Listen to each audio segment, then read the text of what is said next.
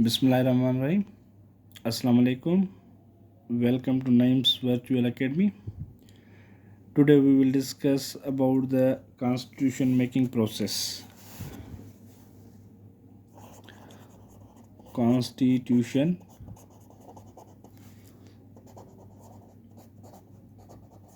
making process from 1947 to 1956. ठीक, अॼु असां पढ़ंदासीं कॉन्स्टिट्यूशन मेकिंग प्रोसेस 1947 खां वठी 1956 ताईं. ठीकु आहे. हाणे सभ खां पहिरियां लास्ट क्लास में बि असां डिस्कस कयो कॉन्स्टिट्यूशन जी डेफिनेशन जे बारे में, त कॉन्स्टिट्यूशन छा आहे उहो तव्हांखे ऑलरेडी नॉलेज में आहे. कॉन्स्टिट्यूशन छा आहे? कॉन्स्टिट्यूशन जेको आहे, constitution is a basic document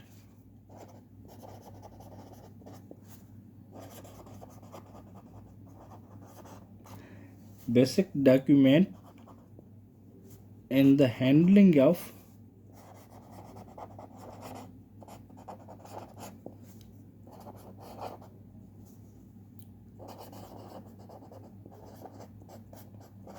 domestic affairs. ठीकु आहे. हाणे कॉन्स्टिट्यूशन छा आहे? हिकिड़ो बुनियादी डॉक्यूमेंट आहे, हिकिड़ो बुनियादी पेपर आहे जंहिंमें उहे सभु प्रिंसिपल्स, उहे सभु ॻाल्हियूं लिखियलु हूंदियूं आहिनि जेके कंहिं बि कंट्रीअ खे डोमेस्टिक स्मूथ वे सां रन करण लाइ यूज़ थींदियूं आहिनि. ठीकु आहे. उनखे जेको आहे चइबो आहे कॉन्स्टिट्यूशन. ठीकु आहे. ॿियो इनखे ईअं पाण डिस्कस करे सघूं था, it sets out the framework for governance and exercise of powers.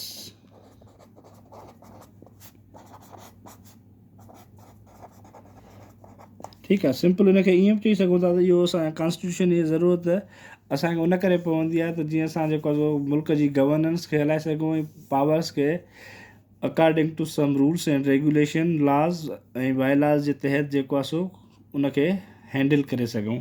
ठीकु आहे. ॿियो छा कंदो आहे कॉन्स्टिट्यूशन? ॿियो कंदो आहे constitution, it give guideline. It gave guideline among the federating units and center.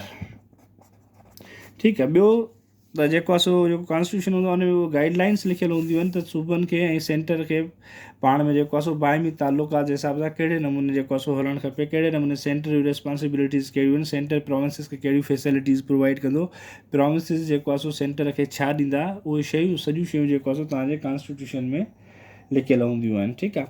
हाणे छा थियो, कॉन्स्टिट्यूशन मेकिंग प्रोसेस आज़ादी थी वई, आज़ादु थी वियासीं. आज़ादु थियण खां पोइ असां कुझु इशूज़ ॾिठा. उन्हनि इशूज़ में जेको आहे सो कॉन्स्टिट्यूशन जो मसइलो बि तमामु घणो वॾो मसइलो हुयो, छो जो असां वटि कॉन्स्टिट्यूशन कोन हुयो. त पोइ असां वटि सभ खां पहिरियां जेको आहे सो इंडियन एक्ट 1935 खे जेको आहे सो मॉडिफाई करे इंडिपेंडेंस एक्ट जे नाले सां करे जेको आहे सो असां हुनखे एज़ अ इंटरिम कॉन्स्टिट्यूशन जे तौरु यूज़ कयो. ठीकु आहे. छा कयोसीं? द मोडिफाइड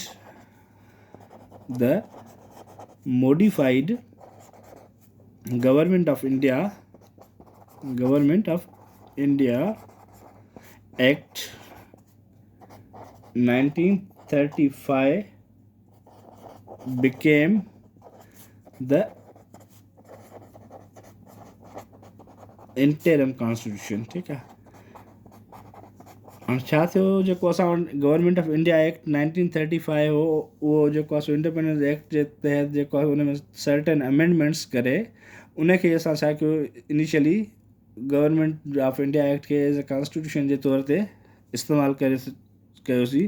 छाजे करे इस्तेमालु कयोसीं, छो जो असां इनिशियली त असां वटि कॉन्स्टिट्यूशन कोन हो ऐं उन करे इन लाइ असां जेको आहे यूज़ कयो एज़ ए कॉन्स्टिट्यूशन त जीअं कंट्रीअ खे रन करे सघिजे, उन अफेयर्स खे ॾिसी सघिजे ऐं स्मूथली पाकिस्तान थोरो अॻिते वधी सघे। उन करे जे असांखे कॉन्स्टिट्यूशन अचे ओसि ताईं को न को लाज़मी ॻाल्हि आहे, डॉक्यूमेंट्स त हुजणु खपे, सेट ऑफ प्रिंसिपल्स हुजणु खपे, रूल्स ऐं रेगुलेशन जंहिंमें बायलाज़ लिखियलु हुजनि, त उन ते जेको आहे पाकिस्तान खे हलाए सघिजे।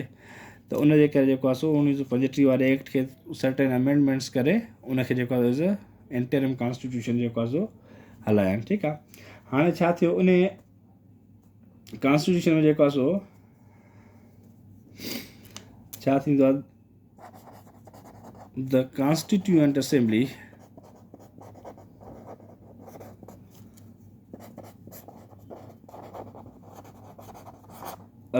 was given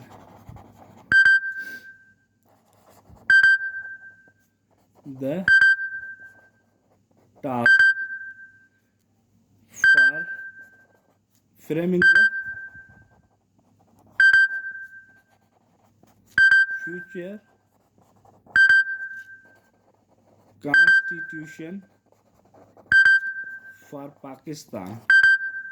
हाणे जेका पहिरीं कॉन्स्टिट्यूएंट असेंबली आई, उन कॉन्स्टिट्यूएंट असेंबलीअ खे छा ॾिनो वियो, इहो टास्क ॾिनो वियो त जेको आहे सो तव्हां पाकिस्तान लाइ जेको आहे सो कॉन्स्टिट्यूशन ठाहियो। ठीकु आहे, पाकिस्तान में कॉन्स्टिट्यूशन कोन हो। पहिरीं कॉन्स्टिट्यूशन असेंबली जेका 1946 वारे इलेक्शन में जेके मेंबर सूबनि में डिस्ट्रिक्ट्स में इलेक्ट थिया हुया, उन्हनि सभिनी खे जेको आहे सो कॉन्स्टिट्यूशन असेंबली जो हिसो कयो हुयो। ठीकु आहे, हाणे छा थियो, जेका कॉन्स्टिट्यूशन असेंबली ठाहिया आहिनि, उन कॉन्स्टिट्यूशन असेंबली खे जेको आहे सो इहो टास्क ॾिननि त तव्हां जेको आहे हाणे फ्यूचर जो जेको आहे सो कॉन्स्टिट्यूशन ठाहींदो। हाणे उन कॉन्स्टिट्यूशन असेंबली छा कयो, उन कॉन्स्टिट्यूशन असेंबली जी जेका फर्स्ट मीटिंग थींदी आहे for the purpose of framing of a constitution ठाहिण जे करे, उन जी फर्स्ट जेका मीटिंग थींदी आहे उहा थींदी आहे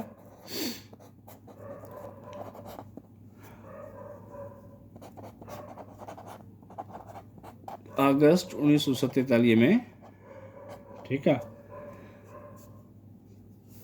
फर्स्ट मीटिंग थींदी आहे हुनजी अगस्त 1947 में। त उनजो जेको आहे सो मेजर कमु कहिड़ो हूंदो आहे उन मीटिंग जो, या मेजर उन मीटिंग जो मेजर जेको आहे सो थीम छा हूंदो आहे, त डिस्कशन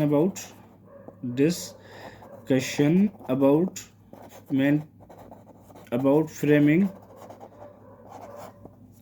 द फ्यूचर कॉन्स्टिट्यूशन। ठीकु, हाणे जेका पहिरीं कॉन्स्टिट्यूशन असेंबली ठहंदी आहे उहा जेको आहे सो उनजी पहिरीं मीटिंग जेका आहे 11 अगस्त 1947 ते थींदी आहे। उन असेंबली जो मेन जेको थीम हूंदो आहे, मेन मक़सदु हूंदो आहे, छा हूंदो आहे त पाकिस्तान जे कॉन्स्टिट्यूशन ठाहिण लाइ जेके ॻाल्हियूं आहिनि उन्हनि ते डिस्कस करे सघिजे। ठीकु आहे, उन्हनि खे डिस्कस करण लाइ इहा मीटिंग कॉल थींदी आहे पहिरीं कराचीअ में। ठीकु आहे, किथे, कराची में थींदी आहे। हाणे उन खां पोइ छा थींदो आहे, उन खां पोइ जेको आहे सो कॉन्स्टिट्यूशन ठाहिण जो प्रोसेस स्टार्ट थी वेंदो आहे। ठीकु आहे, कॉन्स्टिट्यूशन मेकिंग प्रोसेस स्टार्ट थींदो आहे। The process of constitution making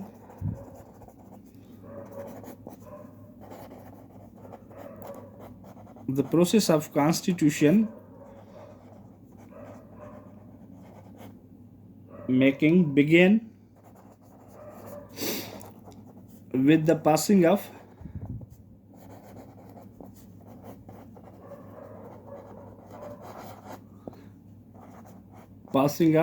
छा थियो 1949 में ऑब्जेक्टिव रेजोल्यूशन आयो।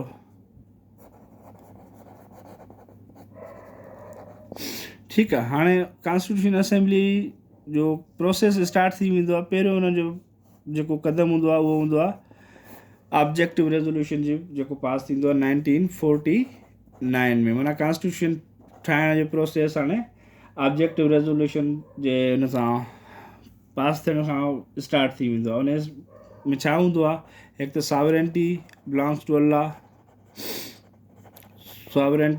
टू अल्लाह, माना माइनॉरिटी राइट्स हूंदा आहिनि,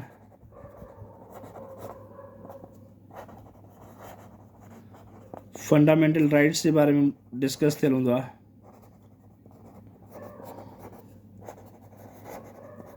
फंडामेंटल राइट्स थी विया, ठीकु आहे। ॿियो डेमोक्रेटिक वैल्यूज़ कहिड़ियूं हुजणु खपनि, इहे सॼियूं शयूं जेको आहे सो पंहिंजे ऑब्जेक्टिव रेज़ोल्यूशन में डिस्कस थियल हूंदियूं आहिनि। ऐं ऑब्जेक्टिव रेज़ोल्यूशन जे अचण खां पोइ जेको आहे कॉन्स्टिट्यूशन मेकिंग प्रोसेस तमामु ईज़ी थी वियो, ठीकु आहे। हाणे हिननि में जेको आहे सो ऑब्जेक्टिव रेज़ोल्यूशन पास थियण खां पोइ हुननि छा कयो, सर्टेन कमेटीज़ जेको आहे सो ठाहिनि, ठीकु आहे। छा कयनि, the basic principle committee, the basic